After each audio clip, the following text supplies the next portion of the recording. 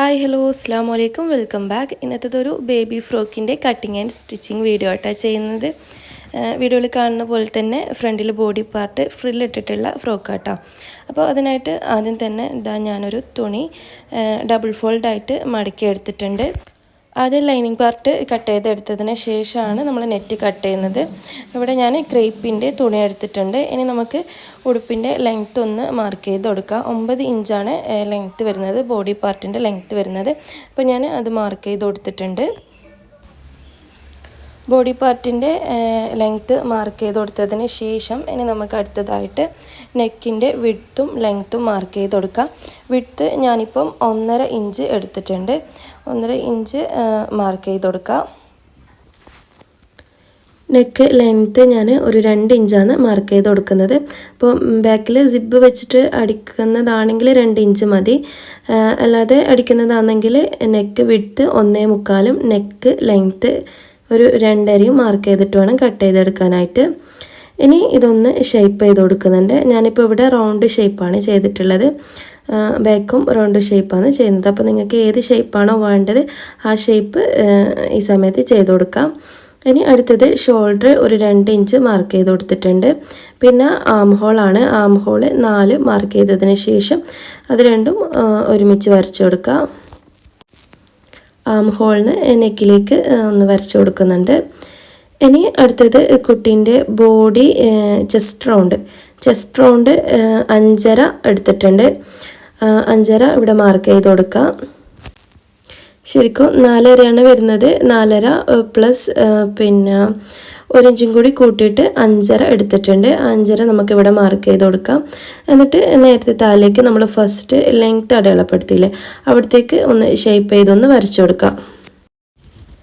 Arm hole ഒന്ന് just shape ചെയ്ത് കൊടുക്കുന്നുണ്ട്. ആം ഹോൾ ഒരു 1/2 ഇഞ്ച് വെച്ചിട്ട് ഒന്ന് ഷേപ്പ് ചെയ്ത് കൊടുക്കാം.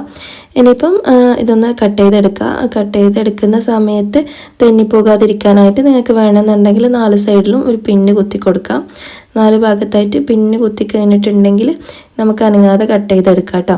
അപ്പോൾ കോട്ടൺ ലൈനിങ് ഒക്കെ ആണെങ്കിൽ നമുക്ക് തെന്നാതെ കട്ട് ചെയ്തെടുക്കാം. ഇതിപ്പോൾ ക്രേപ്പിൻ്റെ തുണി ആയതുകൊണ്ട് കട്ട് ചെയ്യുന്ന സമയത്ത് വലിഞ്ഞു പോകാനുള്ള ചാൻസ് കൂടുതലാണ്. അപ്പം കട്ട് ചെയ്യുന്ന സമയത്ത് പിന്ന് കുത്തി കഴിഞ്ഞിട്ടുണ്ടെങ്കിൽ നമുക്ക് നല്ല രീതിക്ക് കട്ട് ചെയ്തെടുക്കാം.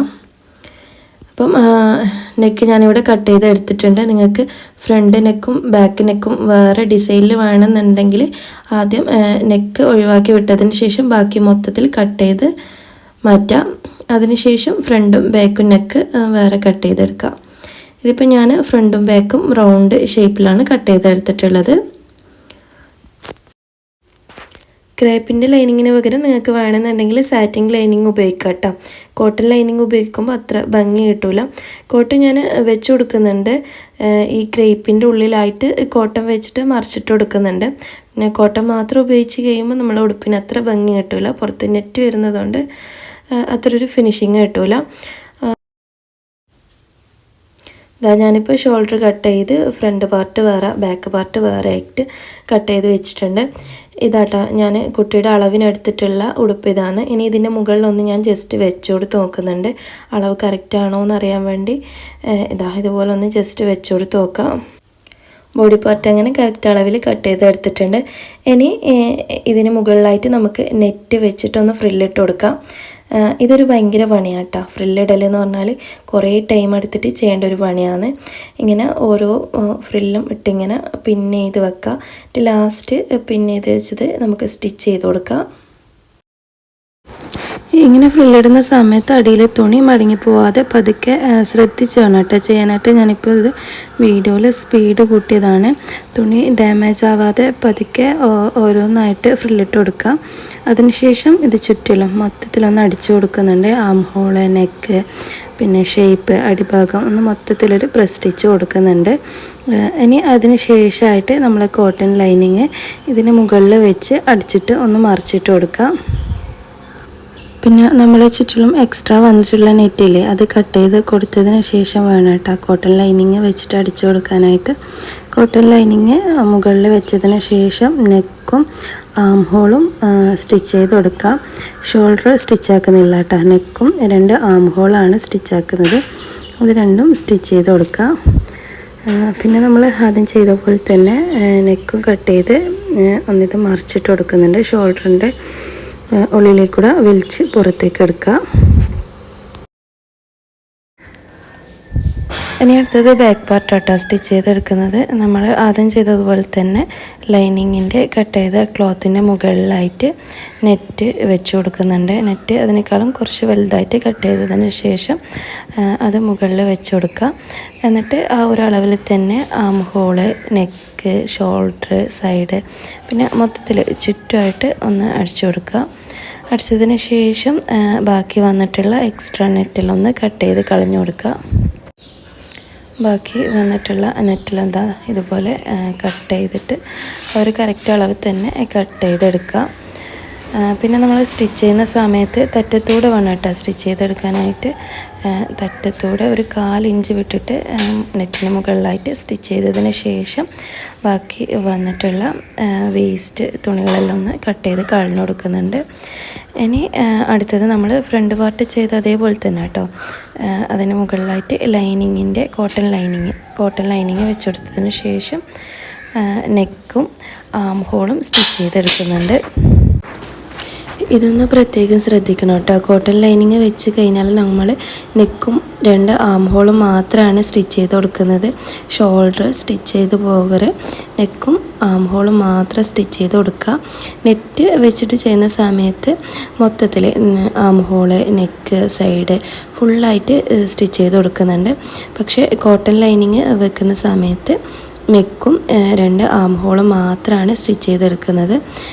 നെക്കും ആം ഹോളും സ്റ്റിച്ച് ചെയ്തതിന് ശേഷം ബാക്കി വന്നിട്ടുള്ള നമ്മൾ ആദ്യം ചെയ്തതുപോലെ തന്നെ ബാക്കി വന്നിട്ടുള്ള എക്സ്ട്രാ പീസെല്ലാം ഒന്ന് കട്ട് ചെയ്ത് കളഞ്ഞു കൊടുത്തതിന് ശേഷം ഇത് മറിച്ചിട്ട് കൊടുക്കാം. പിന്നെ ഒരു കാര്യം, ഇത് മറിച്ചിടുന്നതിന് മുന്നേ തന്നെ നമുക്ക് ഇതിന് സിപ്പ് വെക്കണ്ടേ ബാക്കിൽ, അതിന് ഒരു കട്ടിങ് കൊടുക്കുക. കട്ടിങ് കൊടുത്ത് നടുവ് പകുതി വെക്കുക. ഇനി ഇതിൻ്റെ 2 ഭാഗത്തായിട്ട് സിപ്പ് അറ്റാച്ച് ചെയ്ത് കൊടുക്കുന്നുണ്ട്. സിപ്പ് വെക്കുന്ന ഡീറ്റെയിൽ ആയിട്ടുള്ള വീഡിയോ ഞാനിതിൽ ഇൻക്ലൂഡ് ആക്കിയിട്ടില്ല കേട്ടോ. സിപ്പിൻ്റെ വീഡിയോയും കൂടി ആഡ് ആക്കിയിട്ടുണ്ടെങ്കിൽ വീഡിയോ ഒരുപാട് ലെങ്ത്തായി പോവും. ഇപ്പോൾ തന്നെ കുറേ ലെങ്ത് ആയിട്ടുണ്ട്. അപ്പോൾ സിപ്പിൻ്റെ ഒരു വീഡിയോ പിന്നെ ഡീറ്റെയിൽ ആയിട്ട് ചെയ്യാം. അപ്പോൾ സിപ്പ് 2 ഭാഗത്തും വെച്ച് കൊടുത്തതിന് ശേഷം 2നെയും ഷോൾഡർ ജോയിൻ ചെയ്തെടുക്കലാട്ടോ. അപ്പം ജോയിൻ ചെയ്യുന്ന സമയത്ത് ആദ്യം ഫ്രണ്ട് പാർട്ടിൻ്റെ ഉള്ളിലേക്ക് ബാക്ക് പാർട്ട് ഉള്ളിലൂടെ വെച്ച് കൊടുക്കുക. നല്ല ഭാഗവും ഒരുമിച്ച് വെച്ചിട്ട് ഷോൾഡർ അടിച്ചു കൊടുക്കുക. പിന്നെ ഈ ഒരു സമയത്ത് ഫൂട്ട് മാറ്റിയിട്ട് സിപ്പ് വെച്ച് കൊടുക്കുകയാണെങ്കിൽ നല്ലൊരു ഫിനിഷിങ് കിട്ടും. ഞാനിപ്പം സാധാ ഫൂട്ട് വെച്ചിട്ട് തന്നെയാണ് ചെയ്യുന്നത്. പിന്നെ സിപ്പ് വെച്ചതിന് ശേഷം ഇത് 2 ഷോൾഡറും ജോയിൻ ചെയ്ത് ഒന്ന് ഷേപ്പ് ചെയ്ത് കൊടുക്കുക. അപ്പോൾ ഇതവിടെ മാറ്റി വെക്കാം. ഇനി അടുത്തത് സ്കേർട്ടാണ്. സ്കേർട്ട് ഒന്ന് കട്ട് ചെയ്തെടുക്കാം. സ്കേർട്ട് കട്ട് ചെയ്തെടുക്കാനായിട്ട് ഞാൻ ലൈനിങ് ക്ലോത്ത് തന്നെ ക്രേപ്പിൻ്റെ ലൈനിങ് ക്ലോത്ത് 4ആയിട്ട് ഡബിൾ ഫോൾഡ് ചെയ്ത് മടക്കിയിട്ടുണ്ട്. ഇനി അവിടെ നമുക്ക് മേൽഭാഗത്ത് നമ്മൾ അടിച്ചെടുത്തിട്ടുള്ള ബോഡീൻ്റെ വണ്ണം എത്രയാണെന്ന് നോക്കിയിട്ട്, അരവണ്ണം എത്രയാണെന്ന് നോക്കിയിട്ട് അതവിടെ മാർക്ക് ചെയ്ത് കൊടുക്കാം. അതിന് 10 കിട്ടിയിട്ടുള്ളത്. അതിന് 2.5 4 കൊണ്ട് ഡിവൈഡ് ചെയ്ത് 2.5 കിട്ടി. 2.5 അവിടെ മാർക്ക് ചെയ്ത് കൊടുക്കാം. 2.5 മാർക്ക് ചെയ്ത് ലെങ്ത്തും കൂടി അടയാളപ്പെടുത്തിയതിന് ശേഷം ഇത് കട്ട് ചെയ്തെടുക്കാം. ഇനിയിപ്പോൾ അടുത്തത് കോട്ടൺ ലൈനിങ് ആണ്. കോട്ടൺ ലൈനിങ്ങും അതേപോലെ തന്നെ മുകളിൽ 2.5 മാർക്ക് ചെയ്ത് കൊടുക്കുക. പിന്നെ ലെങ്ത്ത് എടുക്കുന്ന സമയത്ത് നമ്മൾ ക്രേപ്പിൽ എടുത്തതിനേക്കാളും 1 ഇഞ്ച് കുറച്ചിട്ട് വേണം എടുക്കാനായിട്ട്. അപ്പം ക്രേപ്പിൽ ഞാൻ 13 എടുത്തിട്ടുണ്ട്. ഇവിടെ 12 എടുത്തിട്ട് മാർക്ക് ചെയ്ത് വരച്ചു കൊടുക്കുക. അതിനുശേഷം ഇത് ആ ഒരു ഷേപ്പിൽ കട്ട് ചെയ്തെടുക്കുക.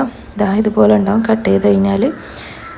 ഇനി അടുത്തതായിട്ട് സ്റ്റിച്ച് ചെയ്യലാണ്. സ്റ്റിച്ചിങ് പിന്നെ കോട്ടൺ ലൈനിങ് ഉള്ളിലാക്കിയിട്ട് പുറത്ത് ഷിഫ്റ്റ് നെറ്റ് വെച്ചിട്ട് സ്റ്റിച്ച് ചെയ്ത് കൊടുക്കുക. ഇനിയിപ്പോൾ അടുത്തത് നെറ്റൊന്ന് ഫ്രില്ലിട്ടെടുക്കലാണ്. അപ്പം ഫ്രില്ലിടാനായിട്ട് സ്റ്റിച്ചൊന്ന് വലിയ സ്റ്റിച്ചാക്കിയതിന് ശേഷം നമുക്ക് നെറ്റിൻ്റെ തറ്റത്തേക്കൂടെ ഒരടിവങ്ങ് കൊടുക്കുക. മൊത്തമായിട്ടൊന്ന് അടിച്ച് വിട്ട് കൊടുക്കുക. അതിനുശേഷം അതിൻ്റെ ഒരു നൂലൊന്ന് വലിച്ചിട്ട് ചെറിയ ഫ്രില്ലുകൾ ഇട്ട് കൊടുക്കുക. ഇതുപോലെ പതുക്കെ നൂല് പൊട്ടിപ്പോകാതെ ഇങ്ങനെ ഫ്രില്ലിട്ട് കൊടുക്കുക. ഫ്രില്ലിട്ടതിന് ശേഷം ഈ നെറ്റും പിന്നെ സാറ്റിനുള്ള ക്രേപ്പിൻ്റെ ലൈനിങ്ങും കൂടി ഒരുമിച്ച് വെച്ചിട്ട് അടിച്ചു കൊടുക്കാം. നമ്മൾ ക്രേപ്പിൻ്റെ ലൈനിങ്ങും കോട്ടൺ ലൈനിങ്ങും കട്ട് ചെയ്തെടുത്തിട്ടില്ലേ, ആ ഒരു അളവിൽ എത്തുന്നത് വരെ ഇത് ഫ്രില്ല് ഇങ്ങനെ ഇട്ട് കൊടുക്കുക. ഇതുപോലെ ഫ്രില്ലിട്ട് ആ ഒരു 2.5 ഇഞ്ച് അളവെടുത്ത് ആ ഒരു അളവിലെത്തുന്നത് വരെ ഇതുപോലെ ചുരുക്കിട്ട് കൊടുക്കുക.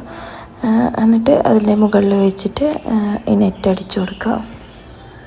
അപ്പോൾ ഇത്രയേ ഉള്ളൂ കേട്ടോ, നമ്മളെ സ്കേർട്ടിൻ്റെ പണി അത്രയേ ഉള്ളൂ. ഈ ഒരു അളവിൽ ഞാൻ ഇതാക്കിയിട്ട് എടുത്തിട്ടുണ്ട്. ഇനി ഇത് നമുക്ക് ഒന്ന് അടിച്ചു കൊടുക്കാം.